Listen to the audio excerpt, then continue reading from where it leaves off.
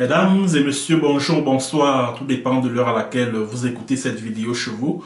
Je m'appelle Michel Bienton, journaliste web camerounais, et merci de faire confiance à cette chaîne YouTube de l'engagement socio-politique. Bienvenue à cette causerie citoyenne sur l'actualité camerounaise et africaine. Bienvenue à la chronique de MBT, mesdames et messieurs. Pertinent et grave. Certains se demandent pourquoi je n'attaque pas plus souvent Paul Biya. J'ai dédié ma vie au combat pour l'émancipation et la souveraineté des peuples africains.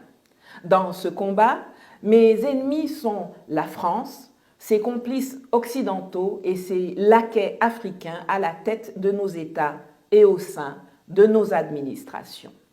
Dans ce cadre-là, Paul Biya n'est plus au premier rang.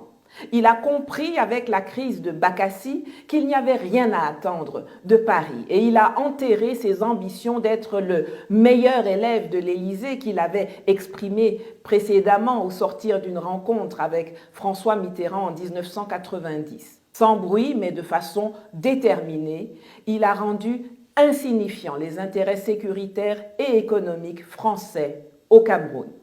Pour ceux qui ne le savent pas, le conflit de Bakassi se déclenche quand, après quelques escarmouches lors des années précédentes, l'armée nigériane envahit en décembre 1993 la presqu'île riche en pétrole et en poissons revendiquée par le Cameroun. Pensant pouvoir bénéficier de l'assistance militaire française prévue par les accords de coopération signés en 1974, Biya est surpris et déçu de voir le manque de réactivité de Paris, qui pensait avant tout à préserver ses propres intérêts pétroliers au Nigeria et qui n'accepte d'activer que très partiellement la clause d'assistance en 1996, soit 3 ans après le déclenchement du conflit, en se cantonnant à un peu de conseil et de renseignement dans ce que l'on appellera l'opération Aramis.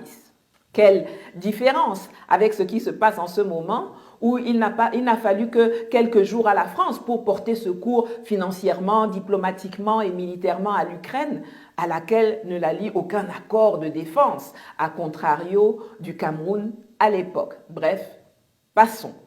Face à cette défection en rase campagne du pseudo-allié militaire français, le Cameroun empruntera la voie judiciaire et portera l'affaire devant la Cour internationale de justice de La Haye qui tranchera en sa faveur en octobre 2002. Ce n'est cependant qu'en 2008 que le retrait des troupes et de l'administration nigériane auront lieu. Tirant les leçons de cette lecture à géométrie variable des accords, Paul Biya s'est alors systématiquement attelé à les déconstruire et à les vider de leur substance. C'est ainsi qu'il n'est aujourd'hui autorisé que la présence de maximum 15 militaires français cantonnés à enseigner ou à faire du classement loin de toute tâche et information stratégique et qui sont obligés de porter l'uniforme de l'armée camerounaise. Il faut souligner que la doctrine camerounaise est de ne tolérer aucune base militaire étrangère sur son territoire et que le Cameroun a conclu en avril 2022 un accord de coopération militaire avec la Russie dont la signature a été accélérée par Paul Biya alors que l'Union européenne menaçait de sanctionner les pays africains qui avaient refusé de faire preuve de suivisme moutonnier à l'ONU. Alors, la dame que vous venez de suivre est une figure emblématique sur la scène panafricaine, si je puis ainsi m'exprimer. Elle fait partie de tous ces militants de la cause africaine sur la place européenne. Elle s'appelle Nathalie Yamb, elle est d'origine camerounaise. Après avoir été mis sous la pression de l'opinion, notamment ouest-africaine, qui l'exhortait à se prononcer sur l'assassinat de Martinez Zogo, parce que elle est si prompte à donner son opinion sur ce qui se passe dans des pays comme le Burkina, comme la Côte d'Ivoire, comme pas mal d'autres pays africains, mais jamais elle ne se prononce sur ce qui se passe dans son pays d'origine.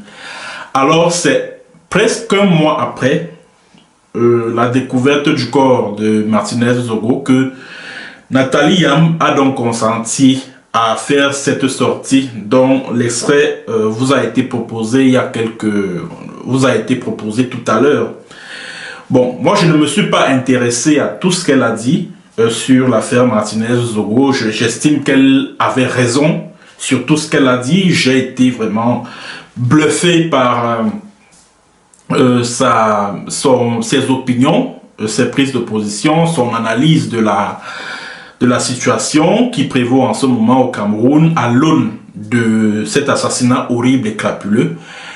Mais ce qui m'a sidéré, c'est ce qu'elle a dit tout à l'heure là, c'est-à-dire que Paul Biya n'est plus l'élève de la France, comme il l'a dit il y a pas mal d'années, il n'est plus l'élève de Mitterrand, voilà, il s'est affranchi de la tutelle de la France. Alors j'ai sursauté de mon fauteuil et je me suis demandé, mais de quoi parle même cette dame? De qui se moque-t-elle? Alors, Madame Nathalie Yamb, vous dites que Paul Biya s'est affranchi de la tutelle de la France-Afrique, c'est bien cela? Alors, vous êtes réputée la dame de Sochi. Sochi, c'est la ville suisse où s'est tenu le sommet Russie-Afrique en octobre 2019. Et à cette occasion, vous avez prononcé un discours mémorable contre les méfaits de la France-Afrique. Est-ce que vous pouvez nous dire pourquoi Paul Biya ne s'est pas rendu à ce sommet-là, le sommet qui s'est tenu fin octobre 2019 à Sochi en Russie, c'est-à-dire que le sommet Russie-Afrique? Vous pouvez nous dire pourquoi Paul Biya ne s'y est pas rendu, lui qui s'est affranchi de la tutelle de la France? Pourquoi il n'y était pas? Vous y étiez pourtant. Est-ce que vous l'avez vu là-bas? Et pourquoi il n'était pas là-bas? Est-ce que vous pouvez nous le dire? Vous dites que non, Paul Biya a rendu insignifiante la présence française au Cameroun. Mais il se trouve quand même qu'au Cameroun, c'est le franc CFA, le franc des colonies françaises d'Afrique, que l'on continue à utiliser. Si les entreprises françaises ne sont plus présentes au Cameroun autant qu'elles l'étaient avant, c'est parce que c'est la France qui voudrait que les choses soient ainsi. Aussi simple que ça. Puisque c'est la France qui contrôle les ressources du sol et du sous-sol du Cameroun. Depuis des accords secrets signés entre les deux pays en 1958. C'est de ça qu'il s'agit. Donc arrêtez de nous dire que Paul Biya s'est affranchi de la tutelle de la France, de la tutelle de la France-Afrique. C'est faux et archi faux. C'est faux. Nous avons tous vu Paul Biya courir à un sommet qui s'est tenu le même mois d'octobre. C'est-à-dire que Paul Biya a participé à un sommet sur le financement de la lutte contre le sida, la tuberculose et je crois le paludisme à Lyon. C'était en début octobre 2019. C'est-à-dire qu'il a couru après le grand dialogue national. Il a couru en France pour participer à ce sommet-là. Mais à ce même mois d'octobre 2019, se tenait le sommet Russie-Afrique. Paul Biya n'a pas participé à ça. Madame Nathalie Yamb, vous pouvez nous dire pourquoi il n'a pas pris part à ce sommet? Lui qui est l'un des panafricanismes les plus engagés de tous les chefs d'État africains là, de tous ces suppôts de la France-Afrique là. Il est celui qui a réussi à s'affranchir de la tutelle trop pesante France-africaine selon vous. Alors dites-nous pourquoi il n'était pas à Sochi en octobre 2019. Je vais juste prendre cet exemple, c'est-à-dire que l'exemple de la présence de Paul Biya au sommet sur la santé qui s'est tenu à Lyon pour démontrer que Paul Biya ne s'est jamais affranchi de la tutelle de la France. Jamais. Puisque ce sont les Français qui l'ont placé au pouvoir en 1982. Parce que normalement, après la démission d'Amadou Ahidjo, la constitution du 2 juin 1972 avait prévu que ce soit le président de l'Assemblée nationale, qui était alors Solomon Tandem Mouna, qui assura l'intérim. C'est lui qui devait assurer l'intérim après la démission d'Amadou Ahidjo. Or, les Français ont tripatoué la Constitution en 79 de telle sorte que Paul Biya soit celui qui succède à Amadou Ahidjo. Et à l'époque, Paul Biya était Premier ministre. C'est de ça qu'il s'agit. Et je vous ai entendu dire dans votre propos que non, Paul Biya a signé un accord de défense avec la Russie.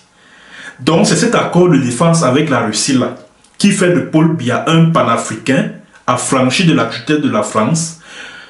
Madame Nathalie Yam, et c'est par là que je vais terminer cette chronique, je vous invite à écouter l'analyse d'un ancien militaire, un gendarme camerounais. Il s'appelle Patrice Ngassam, il vit au Canada. Alors, il explique les contours, les dessous de cet accord renouvelé par le Cameroun avec la Russie. Un accord militaire qui n'est pas un accord de défense. Parce que l'accord de défense, c'est autre chose. Or, là, il s'agit du renouvellement des accords de coopération militaire avec la Russie qui existent depuis même l'époque d'Amadou Ahidjo. Je vous invite simplement à écouter les explications de Patrice, de l'officier de gendarmerie, Patrice Ngassam, qui explique pourquoi le président Biya a été obligé de renouveler les accords avec la Russie. On écoute, mesdames et messieurs, les explications de Patrice Ngassam. Je suis sorti de mon sommeil par certaines personnes qui m'ont approché pour me dire voilà, c'est fini, le monde s'arrête, c'est fini, la France va partir du Cameroun, la Russie est en train de s'installer. Et puis on m'a demandé de venir donner, enfin, on cherchait à avoir mon avis, donc c'est pour ça que je suis là. Je suis là vite fait, ça va pas être long. Je suis en pause, je suis à l'heure de ma pause au boulot. Donc, je me dis, en 30 minutes tout au plus, tout ceci sera torché. Donc, voilà. On va parler ici, aujourd'hui, pour ces 30 minutes, de ce qui fait l'actualité depuis hier 19 avril au Cameroun, et pas seulement au Cameroun, dans toute la diaspora camerounaise et même africaine, où on parle des accords qui ont été signés, des accords militaires qui ont été signés entre le Cameroun et la Russie.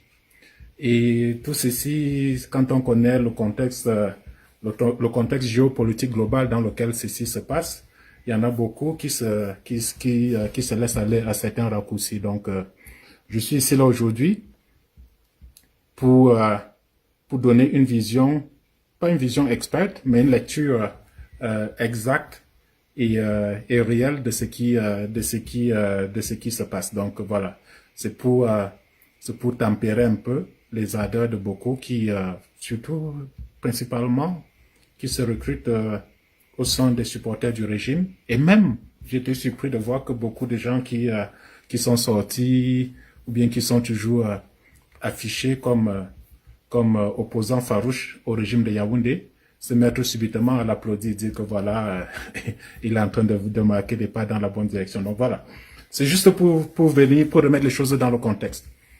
Donc, qu'est-ce qu'on a découvert hier, 18 avril, enfin, hier oui, hier le 19, un document qui a été rendu public, parlant des accords de coopération, je vais bien dire, j'insiste sur le mot, accord de coopération militaire entre le Cameroun et la Russie. C'est un accord à 15 points que beaucoup de gens ont déjà, le contenu est disponible et visible par beaucoup d'entre nous. Donc, voilà. Dans le lexique, beaucoup de gens sont induits en erreur en utilisant des terminologies qui ne vont pas, qui ne sied pas et qui trompent le plus grand nombre. Entre le Cameroun et la Russie, il a été signé un accord de coopération militaire. OK? le Cameroun a signé un accord de coopération militaire, un accord de coopération technique avec la Russie. Est-ce la première fois que cela se passe? Non. Nous savons que le premier accord a été signé de ce genre, du même genre, a été signé le 15 avril 2015 entre le Cameroun et la Russie. J'insiste sur ce mot-là, accord de coopération technique, pour que beaucoup de gens ne s'y méprennent pas. Entre le Cameroun et la France, par exemple, il a été signé, en plus des accords de coopération technique, ce qu'on appelle communément un accord de partenariat de défense. Voilà ce qui fait toute la différence, voilà tout ce qui fait la différence entre ce qui a été signé entre la Russie et le Cameroun et ce qui a été signé entre le Cameroun et la France. Quand on revient, c'est quoi les accords de coopération technique ou bien d'assistance? Souvent on peut aussi utiliser l'expression assistance militaire technique. Le Cameroun a signé des accords du même genre pour la première fois. C'était le 13 novembre 1960 avec la France. Assistance, je suis ici dans le champ de l'assistance technique. Je ne parle pas de l'assistance de défense. Je ne parle pas de partenariat de défense. C'est un accord spécifique entre la France et le Cameroun quand on parle de partenariat de défense. Donc revenons, utilisons les mots français pour pouvoir bien comprendre la différence qui existe entre les deux types d'accords. En 1960, quand le Cameroun accède à l'indépendance, il faut maintenant formaliser les rapports d'État à État entre le Cameroun et la France. Maintenant, on établit le concept de coopération. Que dire? J'ai ici devant moi un document du Sénat français qui a été publié, c'est un rapport du Sénat français qui a été publié en 1960, qui donnait l'autorisation au président de la République française de ratifier les accords de coopération militaire entre la France et le Cameroun. Que dit le contenu de cet accord-là? La République française fournit à titre gratuit la première dotation en matériel et équipement militaire nécessaire à la mise sur pied des forces armées camerounaises. C'est exactement ce qui se passe entre la Russie et le Cameroun. C'est-à-dire quoi? Pour pouvoir avoir des équipements russes, il faut mettre en place ce qu'on appelle un cadre juridique dans lequel tout ceci va se passer. On ne vend pas les armes au hasard. Donc, je vais vous fournir du matériel militaire. Pour que je le fasse, il faut qu'il y ait un cadre juridique. C'est maintenant ça qu'on appelle accord de coopération technique. Je vous fournis du matériel. Dans quelles conditions est-ce que la quantité, dans quelles conditions est-ce que ces appareils seront maintenus? On a besoin d'une formation de personnel. C'est pour ça que je vais vous envoyer des gens, je vais mettre des gens à votre disposition pour vous former sur ces matériels-là. Je vais vous permettre de venir vous former chez moi. C'est ce qu'on appelle coopération technique. C'est ce qui a été signé entre la France et le Cameroun en 1960.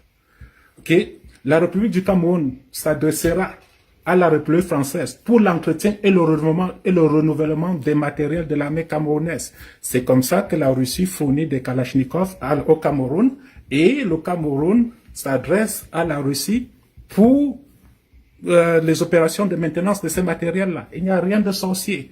Quand on regarde aujourd'hui la coopération russe avec l'Afrique, elle est principalement militaire. 50% de matériel militaire qui soit vendu aujourd'hui en Afrique provient essentiellement de la Russie. Non, dans le domaine, s'il faut encore rester sur le champ de l'exclusivité, le Cameroun, la Russie a signé plusieurs accords du même genre avec les pays africains. Je vais vous donner des pays les plus insoupçonnés. Le Niger qui peut douter des liens de stabilité qui existent entre le Niger et la France aujourd'hui. On regarde ce document que je suis en train de regarder ici, c'est un document de BBC qui date de 2018. Et là-dedans, nous voyons déjà que le Burkina Faso avait signé les mêmes accords avec la Russie. La Sierra Leone, la Guinée, la Gambie, le Cameroun, le Ghana, le Mali de 2018, je ne parle pas du Mali d'aujourd'hui, avaient déjà signé des accords de coopération technique avec la France. Donc, laissons la propagande. Je dis que laissons la propagande, revenons dans le contexte, donnons-lui la signification réelle. Donc, toujours dans le même document signé du rapport du Sénat français de 1960 qui nous parle des accords de coopération technique entre la France et le Cameroun, on nous dit le Cameroun se réserve le droit d'accepter l'aide d'autres pays pour les fournitures qui ne pourraient pas être faites par la France. Donc vous voyez bien que ce que le Cameroun fait, ce que la Russie occupe, c'est l'espace laissé libre, vacant par la France. C'est dans les accords de coopération entre la France et le Cameroun. Qui le dit une fois de plus, la France avait donné cette possibilité-là au Cameroun dès 1960. Ils se disent que voilà, si pour un certain type d'équipement, je suis pas en mesure de vous le fournir, vous êtes libre d'aller le chercher ailleurs. C'est ce que le Cameroun fait aujourd'hui. La place que la Russie occupe au Cameroun, c'est la place laissée vacante par la France. Je relis encore ce paragraphe-là qui est digne d'intérêt dans le contexte. Le Cameroun se réserve le droit d'accepter l'aide d'autres pays pour les fournitures qui ne pourraient pas être faites par la France. Dans ces accords, on a dit, le Cameroun s'adresse prioritairement à la France pour la fourniture des équipements, mais si la France n'est pas en mesure de fournir ces équipements-là, pour quelque raison que ce soit, y compris le coût, le Cameroun se réserve le droit de se tourner vers d'autres pays. C'est donc comme ça, c'est dans ce contexte-là que le Cameroun s'est tourné vers la Russie pour l'achat d'équipements militaires russes. L'achat d'équipements russes. Et non la France. Bon, je ne sais pas ce que mon ami Konesnan est en train de dire ici, mais bon, on va y revenir. Donc, vous voyez donc, je disais que ce qui est en train de se passer, la France ne perd aucune position au Cameroun, ne perd aucune part de marché au Cameroun, ne perd pas du tout en termes d'influence au Cameroun. C'est tout au contraire, tout ce qui se passe rentre exclusivement dans le contexte, dans le cadre global de mainmise sur le pouvoir d'État au Cameroun par ceux qui le détiennent aujourd'hui. On ne peut pas parler de quelqu'un comme Doumbouya qui a mis 40 ans au pouvoir, qui est un produit pur de la France-Afrique et se dit qu'il peut se lever aujourd'hui par, je sais pas, qu'il était habité subitement par un esprit nouveau qui va lui permettre de dire que la France est un danger pour le Cameroun. Non, il l'a dit lui-même, nous avons suivi ça en direct, il est le meilleur élève de la France et les faits n'ont jamais démenti cette réalité. C'est 40 ans. Aujourd'hui en Afrique, il n'existe aucun président qui a mis autant de temps au pouvoir. Autant. Et vous avez encore vu, c'était devant les représentants de l'État français qu'il est venu dire, ne dure pas au pouvoir qui veut, mais qui peut. Il le dit parce qu'il sait les rapports qu'il entretient avec la France, les rapports incestueux qui existent entre la France et le Cameroun. Donc, je dis encore, il y en a beaucoup, j'ai encore suivi un grand frère aujourd'hui qui parlait de ces accords-là, tout excité et tout, qui confond, qui utilise toujours des termes qui sied à la propagande du régime en nous parlant des accords de défense au lieu de nous parler des accords de coopération.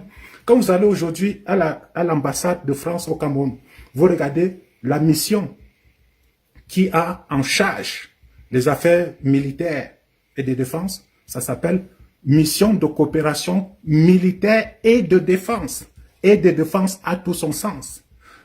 La mission de coopération militaire tout court dépend du ministère des Affaires étrangères en France. Donc voilà, c'est pour vendre, c'est pour faire du commerce, c'est pour commercer sans plus. Mais dès qu'on y adjoint défense, ça dépend du ministère des Forces armées en France. Ce n'est plus du ministère des Affaires étrangères. Donc, il ne faut pas qu'on confonde des choses. Aujourd'hui, l'essentiel, quand vous regardez de la formation, de l'encadrement, de l'opération stratégique, tout ce que l'armée camerounaise fait, ça vient exclusivement de la France. Nous avons, quand on regarde, il y a à peu près, 80% des effectifs des jeunes officiers qui sont recrutés dans l'armée camerounaise, ils ont été formatés par la France. Il y a à peu près 120 personnes qui entrent à l'EMIA chaque année. Le responsable de la formation à l'EMIA, c'est un Français. C'est un Français qui s'occupe de la formation, qui est responsable du contenu de la formation des jeunes officiers camerounais aujourd'hui. Jusqu'aujourd'hui, nous sommes en 2022. Le responsable de la formation à l'EMIA, c'est français. Ça, c'est la formation initiale. Quand on s'en va maintenant, après, dès qu'on sort de l'EMIA, il y a maintenant des stages militaires qu'il faut faire à différents grades, à différentes étapes pour pouvoir évoluer dans la hiérarchie. Le certificat d'état-major, c'est fait à l'EMIA au Cameroun. Le contenu est réserve exclusivement est exclusivement réservé à la France. C'est la France qui s'en occupe. Après le SEM, le certificat d'état-major, on s'en va maintenant au DEM, diplôme d'état-major. Où est-ce qu'on le fait? On le fait à Libreville. Libreville qui est une école française. Le contenu vient de la France, les formateurs viennent de la France, même si on peut avoir des encadreurs locaux. Après le DEM, on arrive maintenant à ce qu'on appelle l'école de guerre. Vous avez tous vu à Yaoundé ce qu'on appelle, et c'est basé à Yaoundé en passant, l'école supérieure de guerre, ESIG. Nous tous, vous avez vu ces photos qui ont fait fleurer sur Facebook. Oh, comment se fait-il que l'ambassadeur de France puisse présider une cérémonie militaire au Cameroun? Et il préside cette cérémonie militaire parce que c'est une école militaire qui est basée au Cameroun. Voilà comment est-ce que, du début, j'ai dit que de la formation initiale jusqu'au niveau le plus élevé, c'est la France qui encadre de bout en bout le progrès d'un officier camerounais. De temps en temps, on peut avoir quelques officiers, quelques personnes comme moi aussi, qui peuvent aller en France se former directement dans les écoles françaises, mais la formation initiale, le gros de la troupe, l'ENIA au Cameroun, je dis, de son entrée à l'école jusqu'à la sortie, on est toujours sous influence française. Donc, dans ces accords de coopération qu'on a vus, qui ont été signés, les 15 points, il n'y a rien qui remet en cause la formation des officiers camerounais. Absolument rien du tout.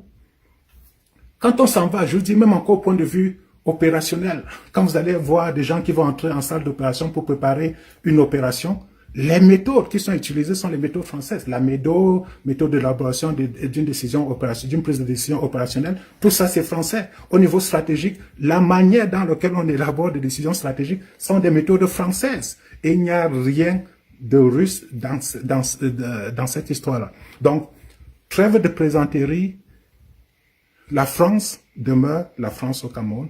Le Cameroun demeure toujours le meilleur élève de la France. Quand vous allez, je parlais tantôt des accords de défense. Les accords de défense. Je ne suis pas en train de parler des accords je suis pas en train de parler des accords de coopération. La France en a une infinité d'accords de coopération avec les pays dans le monde. Tous les pays avec lesquels elle fait le commerce d'armes ont des accords de coopération avec elle. Exactement, il en est de même pour la Russie. Maintenant, pour ce qui touche le cœur du pouvoir, la défense, la France a signé des accords de défense avec 6 pays africains, dont un qui a été dénoncé depuis 2013, je crois. Bien, enfin, à une date voisine de 2013. C'était avec la République centrafricaine.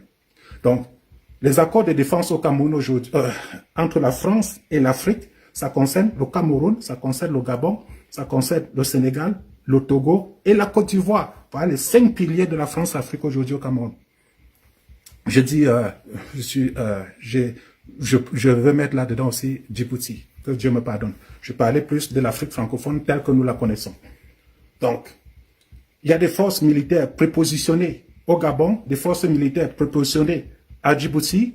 Chacune couvre les 2 façades maritimes du continent africain, l'océan Atlantique et l'océan Indien.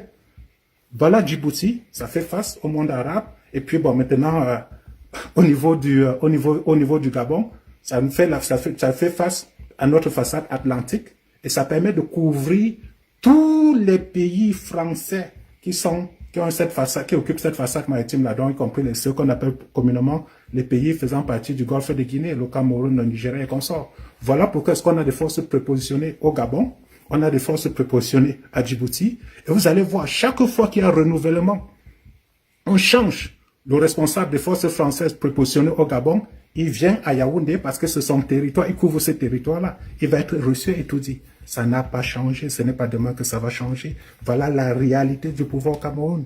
La réalité du pouvoir aujourd'hui, c'est que quand l'homme qui est étourdi est malade, c'est dans un pays occidental qu'il va se soigner. C'est en Suisse, c'est en France. Il n'y a jamais en Russie.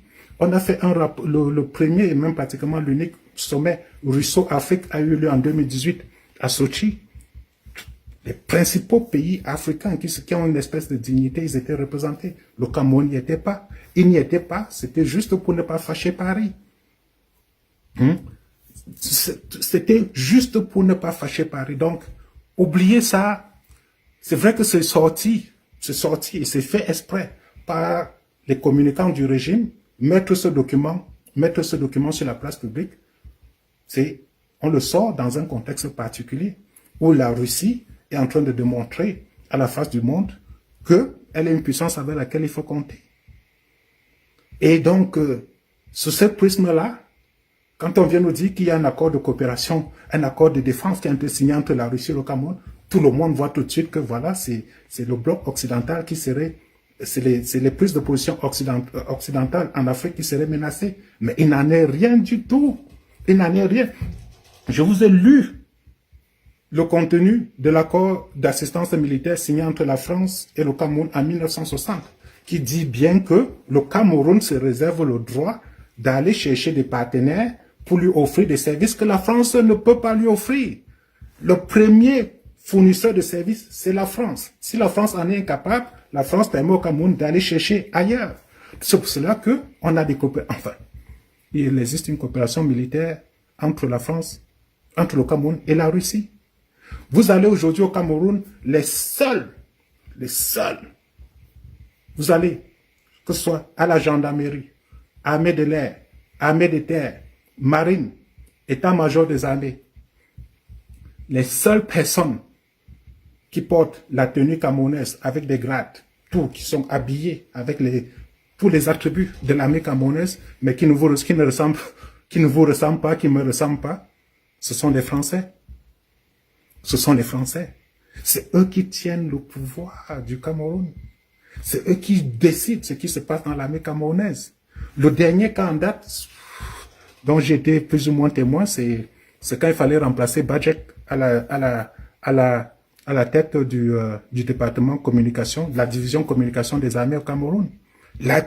Celui qui était responsable de recrutement de celui pour cette fonction-là, c'était un responsable, un coopérant militaire français.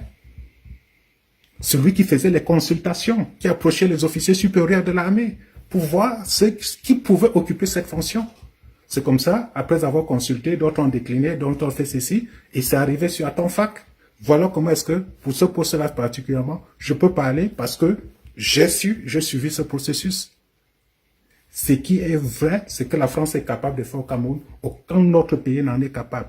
Même pas avec les accords de coopération militaire signés récemment avec la Russie. L'hélicoptère dans lequel se déplace Bia, ou bien les restes de Bia, aujourd'hui au Cameroun, c'est un hélicoptère russe. Vous vous en doutez bien que pour la maintenance de cet équipement-là, il faut qu'il y ait un cadre juridique qui soit mis en place à travers ces fameux accords de coopération militaire, qui ne sont pas du tout des accords de défense. Qui ne sont pas du tout des accords de défense. La défense, maintenant, c'est que, voilà, parce que ça touche les intérêts stratégiques de la France, je vous ai parlé des pays africains avec lesquels la France a des accords de défense. C'est les 5 qui font la France-Afrique. Vous touchez un de ces pays-là, vous avez mis à mal la France-Afrique. Et la France, tant qu'elle est dans cette position dominante-là, ne pourrait jamais, surtout avec l'homme bien au pouvoir, ne pourrait pas laisser un pays qui menace directement les intérêts français sur l'espace, à l'échelle internationale, de venir s'installer facilement au Cameroun. Donc, n'entrons pas dans cette propagande. C'est une propagande qui ne grandit personne, qui n'honore personne. Ça fait de nous toujours des éternels derniers de la classe, parce qu'on applaudit au moindre vent qui se passe devant nous. Ça, c'est essentiellement du vent. Il n'y a aucun équilibre géostratégique au Cameroun qui est entamé avec la signature des accords de coopération militaire entre la France et entre le Cameroun et la Russie. Aucune. Je dis aucun équilibre géostratégique. Le rapport de force, la manière dont le régime des choses sont gérées d'un point de vue militaro-politique au Cameroun ne changera pas à cause de ces accords-là. Celui qui tient le cordon de la bourse, qui tient le cordon militaire au Cameroun, c'est la France. Ça n'a pas changé. C'est pas demain que ça va changer. Donc,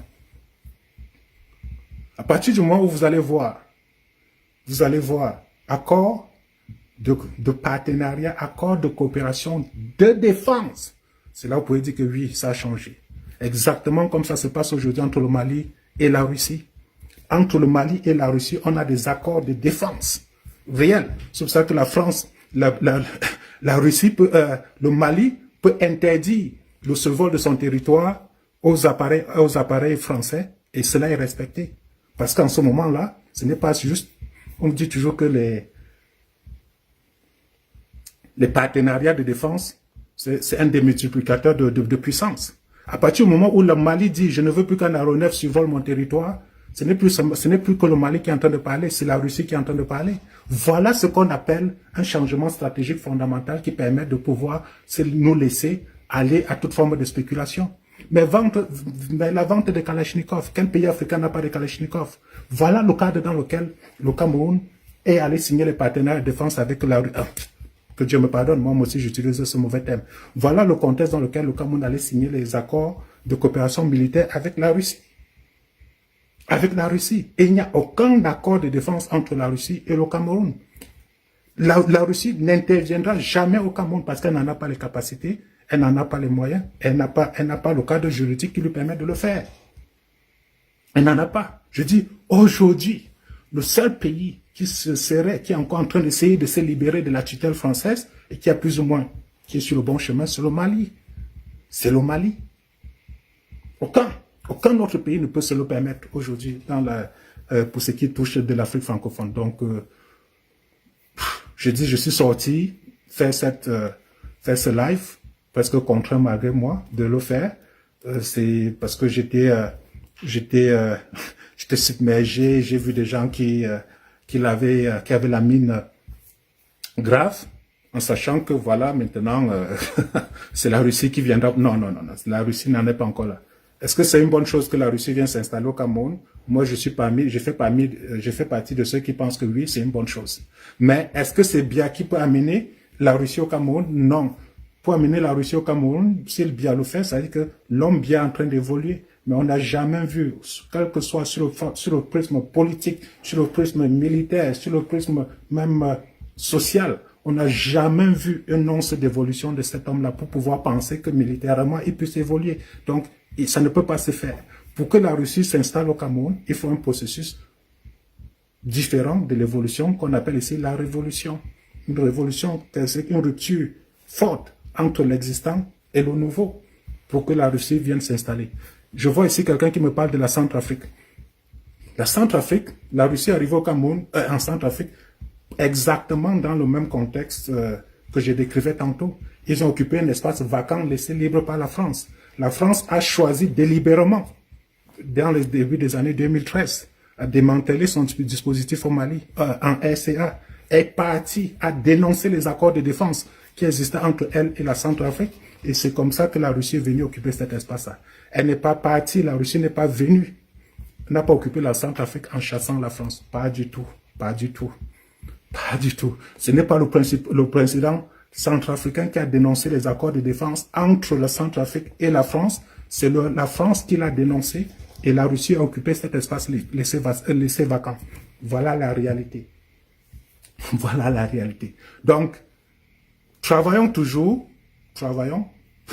à devenir indépendants. Travaillons pour que demain, si la Russie arrive, que ça arrive dans le contexte d'un accord de défense entre le Cameroun nouveau et la Russie. Et la Russie.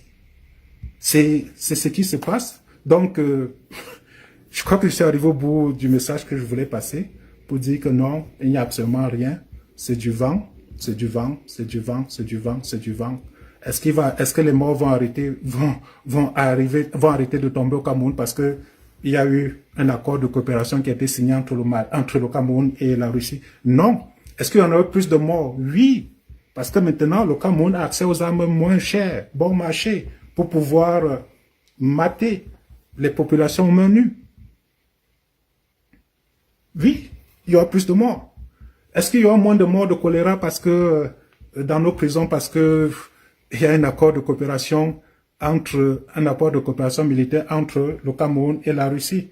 Pas du tout. C'est ce genre d'état, ce genre de problème qui nous touche profondément ne vont que s'amplifier. Une fois de plus, pourquoi? Parce que le Cameroun aurait plus de moyens de contrôle et de domination de sa population à travers la force. Voilà les conséquences de auxquels on s'expose à travers ce genre d'accord de coopération. Donc, je dis, rien n'a changé sur le soleil. Le Cameroun reste dans ses fondamentaux, reste toujours le Cameroun. L'homme qui est à la tête de ce pays-là, il demeure le meilleur élève de la France, ça ne change rien. Ça ne vient pas de moi, ça vient de lui. Vous l'avez entendu dire en 2019, tout président entre guillemets, bien entendu, allait dire qu'il part rendre compte à un autre président. Ce n'était pas au président. Le compte rendu n'était pas fait à Vladimir Poutine, mais c'était fait à Emmanuel Macron. Voilà la réalité des forces au Cameroun. Voilà la réalité de l'équilibre des puissances au Cameroun. Donc, quel que soit ce qui se passe, dans ma dernière sortie, je parlais du paradigme géostratégique international dans lequel les rapports de force évoluent. Je vous ai parlé de compétition, confrontation et guerre. Voilà. C'est ça, la compétition. La compétition, elle est là en permanence. Dès qu'il y a un espace libre qui se crée, les puissances essaient de venir l'occuper, de venir la combler. Dès qu'il y a un espace libre qui se crée quelque part, il est tout de suite comblé. OK? Dans le marché des armes légères, il n'y a personne qui compétit avec la Russie là-dedans. C'est les Kalachnikov. Les armes, le FAMAS, je sais plus, moi j'étais formé au FAMAS, les armes individuelles, de dotation individuelle faites par la France, elles ne sont pas opérantes en Afrique. Donc c'est pas un marché, la France n'est pas en mesure de combler ce vide-là. C'est un vide qui est là en permanence, que la Russie vient combler à travers les accords de coopération militaire. C'est tout, il n'y a rien. Il n'y a rien d'autre derrière. Il n'y a absolument rien d'autre derrière. Je vous dis une fois de plus, les équilibres stratégiques, militaires, entre le Cameroun et la France demeurent entiers. Entre la Russie et le Cameroun demeurent entiers. La Russie, dans l'état actuel de ce rapport de force-là, de cette situation-là, n'est pas en mesure de venir bousculer la France au Cameroun. Pas du tout. Pas du tout. Donc, oublions ce que j'entends, que je qualifie par propagande. Ça vient même des personnes les plus insoupçonnées. Venir dire que voilà, la Russie va montrer à la France, la Russie est en train de faire ceci au Cameroun. La Russie, non, c'est pas à travers l'homme Biya. Dès que Biya va commencer à aller se faire soigner en Russie, vous pouvez dire que oui, la Russie est en train de venir prendre des places. Mais tant qu'il va se soigner dans un pays du bloc occidental, comprenez que les rapports de force demeurent entiers. Ça ne change pas. Ça ne change pas du tout. Donc, sur ce, cher ami, je vous ai dit que ça devait faire 30 minutes. Je suis à ma montre à exactement 30 minutes. Donc, c'était une pause. Je suis au boulot. Je vais y retourner. Et on pourra continuer la conversation n'importe quand. C'est un sujet. Je dis, je suis pas expert, mais je suis pas aussi un naïf dans le domaine. Donc, quand je vous parle des choses, c'est avec un peu de prétention pour dire que je l'ai lu, j'ai été confronté à ça, je connais un peu la réalité des forces. C'est pour ça que je peux venir ouvrir ma caméra et parler de ce sujet-ci avec un peu d'autorité. Donc, on peut rester tranquille, ou bien que chacun retourne à ses occupations. Ceux qui voulaient chasser bien, qui continuent à chasser, ceux qui le supportent, qui continuent à supporter. Il n'y a rien qui va changer parce qu'il y a eu des accords de coopération entre le Cameroun et la Russie. C'est pas nouveau. C'est pas nouveau. Allez, merci, portez-vous bien. Je vais mettre fin à mon live. Oh là là, du coup, c'est moi qui ne sais plus comment on arrête le live. Allez, portez-vous bien.